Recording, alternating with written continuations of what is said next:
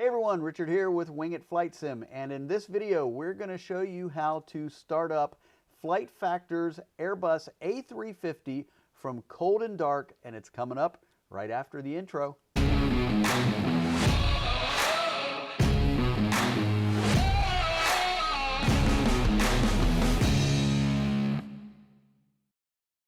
All right, let's get this Flight Factor Airbus A350 up and running. This is one of the more complicated aircraft to get started up.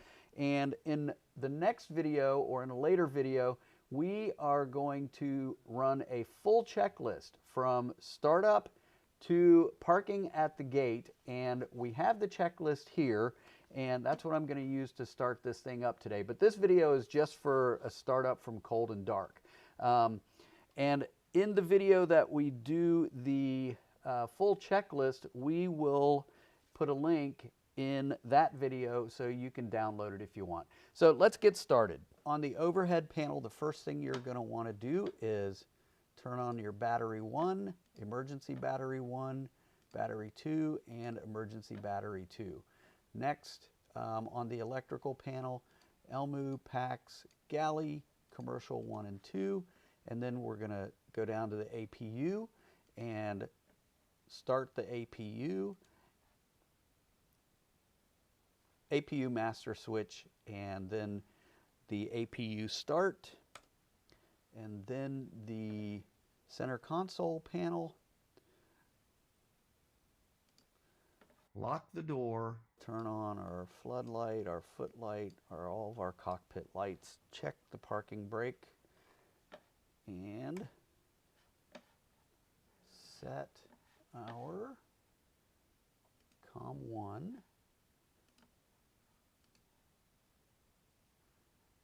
and that is 118.350, and this is at Dubai International.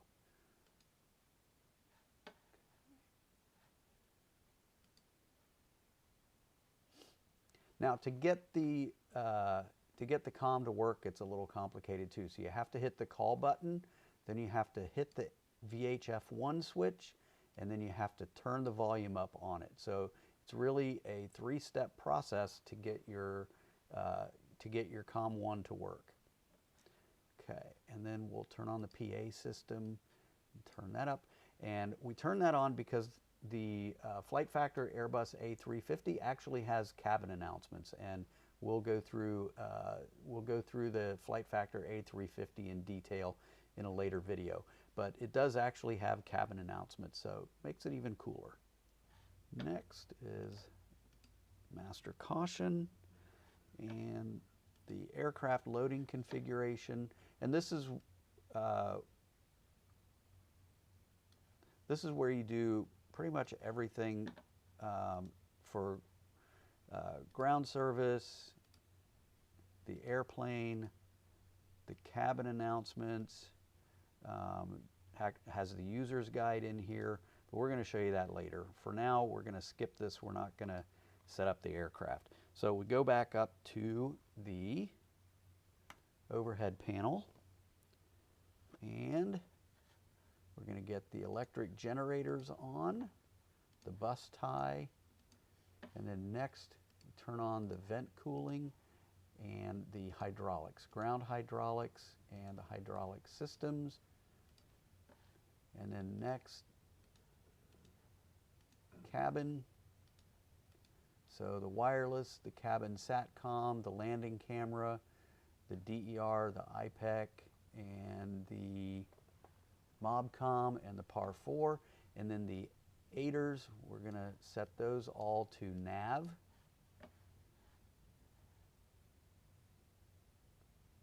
And crew oxygen supply, we might want to give us some air, and the Capian purse, or the evac set to Capian purse. Okay, and then next we are going to start turning on some air. So air packs 1 and 2, hot air 1 and 2, and then the airflow to norm, and to auto. And then we'll set the cockpit temperature and the cabin temperature. And the windshield defog, turn those on, and the ram air, turn those on. And then next, the network services, turn all of those on. And then cargo air conditioning, turn all of those on. And the cargo temp, I usually just set to 15. And the heater on, and the preset to active. Next, we are going to arm the emergency lights and turn on the no smoking and seatbelt signs, and those are on. And then the external lights, the logo light has an auto setting and an on, so I usually just set it to on. Nav, beacon on, wing lights on, strobe light, same thing, auto and on. I usually just set them to on, and that is that. And then the cabin pressure modes, and then we can go back here and align the IRS.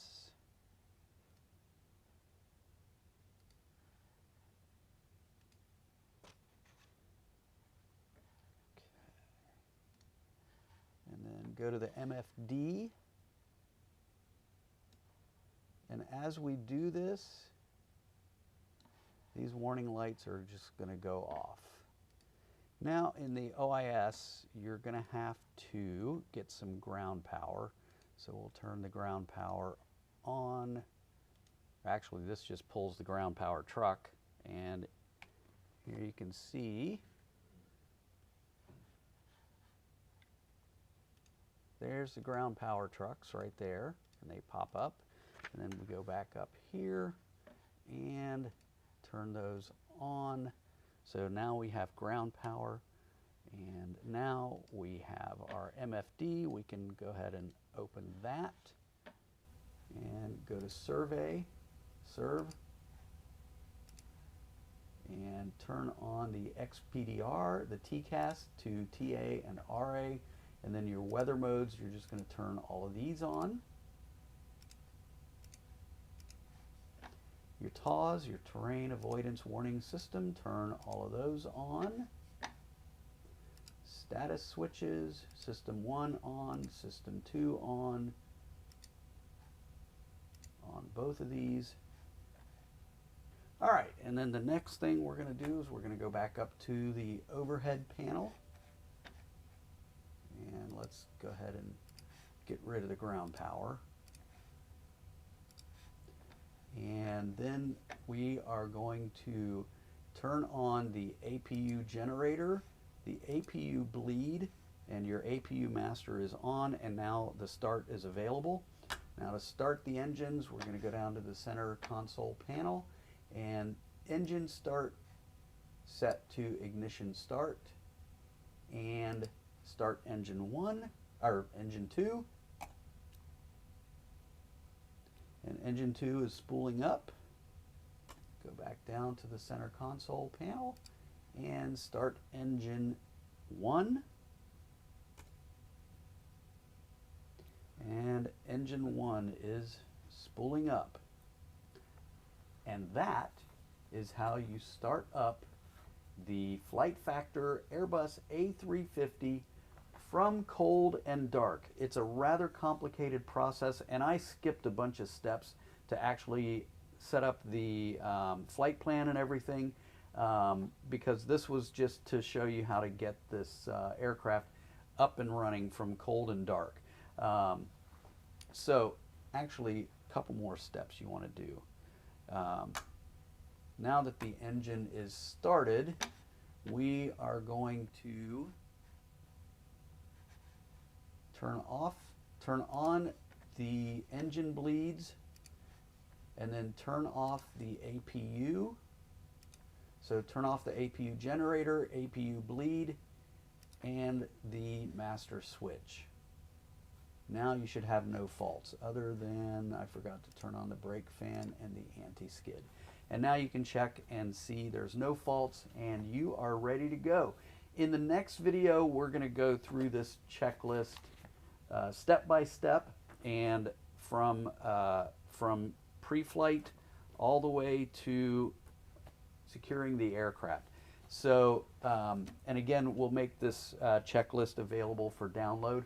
But this was just to show you how to get this Air Factor Airbus A350 up and running from cold and dark. And that's it. That's it for this tutorial. I'm Richard. This is Wing It Flight Sim. And if you like this video, don't forget to like, subscribe, share, comment, and smash the bell so you don't miss a Wing It Flight Sim video. Until the next one, we'll catch you on the flip side. We are out.